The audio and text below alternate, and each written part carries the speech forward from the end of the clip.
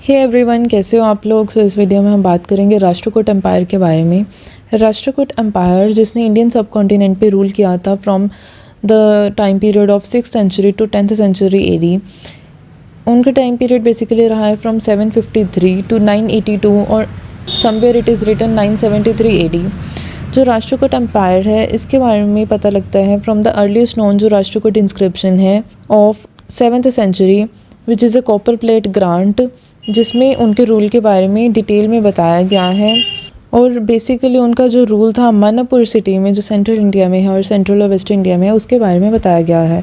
कुछ और राष्ट्रकूट जो क्लैंस थी उसी पीरियड की उनके मेंशन हमें मिलते हैं इंस्क्रिप्शंस में। जो एक इंस्क्रिप्शन है जिसमें किंग्स के बारे में पता लगता है वो है अचलपुर की इंस्क्रिप्शन। कुछ और राष्ट्रकूट जो क्लैंस हैं उनके बारे में हमें पता लगता है कुछ और इंस्क्रिप्शन से, जैसे कि हमें जो किंग्स ऑफ अचलपुर है उनके बारे में और जो रूलर रहे हैं कन्नौज में उनके बारे में। कई सारी कंट्रोवर्सीज भी हैं कि ओरिजिन कहाँ पे हुआ है राष्ट्रकूट जो एम्पायर के लोग थे उनका। जो नेटिव होमलैंड है या नेटिव लैंग्वेज है उनके बारे में इतना कहा नहीं जा सकता कि कहाँ से उनका ओरिजिन देखने को मिला है। इनकी मेनली कैपिटल कौन सी रही है, मान्यखेत रही है। और कॉमन लैंग्वेजेस जो ये बोलते थे वो थे कन्नड़ और संस्कृत। ये बेसिकली हिंदुज़म, जैनिज़्म और बुद्धिज़्म को फॉलो करते थे और इनकी गवर्नमेंट मोनार्की टाइप की गवर्नमेंट होती थी। इनके जो पहले रूलर हैं वो थे दंतिदुर्ग, जिन्होंने जो चालुक्यास थे उनको ओवरथ्रो करके गुलबर्ग के रीजन में अपनी जो एम्पायर है उसको इस्टेब्लिश किया था। उन्होंने जो चालुक्यन किंग कीर्तिवर्मन सेकंड था उनको हराया और गुलबर्ग में अपना रूल इस्टेब्लिश किया और अपनी कैपिटल फिक्स की एट मलखंड या फिर मलखेड़ जो गुलबर्ग डिस्ट्रिक्ट कर्नाटका में है। इन्हें राष्ट्रकूटास ऑफ मान्यखेत भी कहा जाता है क्योंकि ये बेसिकली पॉपुलर हुए हैं मान्यखेत रीजन में और ये साउथ इंडिया में काफ़ी ज़्यादा उभरती पावर बन गए थे उस समय in 753 AD. At the same time उस समय पाल डायनेस्टी चल रही थी इन बंगाल और प्रतिहार डायनेस्टी एक और एम्पायर था जो बेसिकली नॉर्थ वेस्टर्न इंडिया के रीजन में रूल कर रहा था। और एक अरेबिक टेक्स्ट सिलसिलत अल तवारिख में कहा जाता है कि राष्ट्रकूटों को उस समय 4 प्रिंसिपल जो एम्पायर्स थे वर्ल्ड की उनमें से एक माना गया था।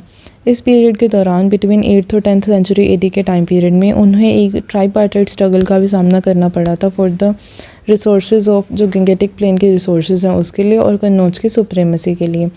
एट देयर पीक जो राष्ट्रकूट एम्पायर था, जो राष्ट्रकूटास ऑफ मान्यखेत थे, उन्होंने एक वास्ट एम्पायर स्ट्रेच किया अपना गंगा रिवर के जो रीजन था वहाँ पे, यमुना रिवर दोआब के रीजन में इन नॉर्थ, और जो स्ट्रेच कर रहा है टुवर्ड्स कन्याकुमारी इन साउथ। और इन्होंने काफ़ी ज़्यादा फ्रूटफुल पॉलिटिकल एक्सपेंशन देखी इस समय के दौरान, आर्किटेक्चरल अचीवमेंट्स देखी और फेमस जो लिटरेरी कॉन्ट्रीब्यूशंस है वो भी देखने को मिले हैं इनके टाइम के दौरान।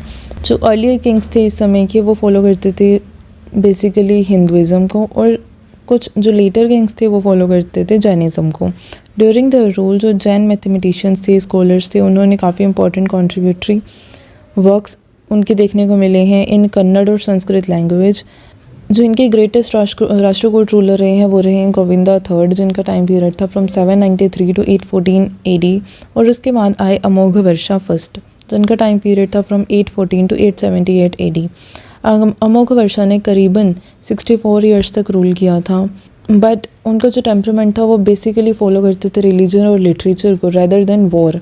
वो खुद भी एक राइटर थे और उन्होंने कवि राजमार्ग नाम की जो कन्नड़ बुक है वो लिखी थी ऑन पॉलिटिक्स। ठीक है, तो पॉलिटिक्स के ऊपर उन्होंने एक किताब लिखी थी।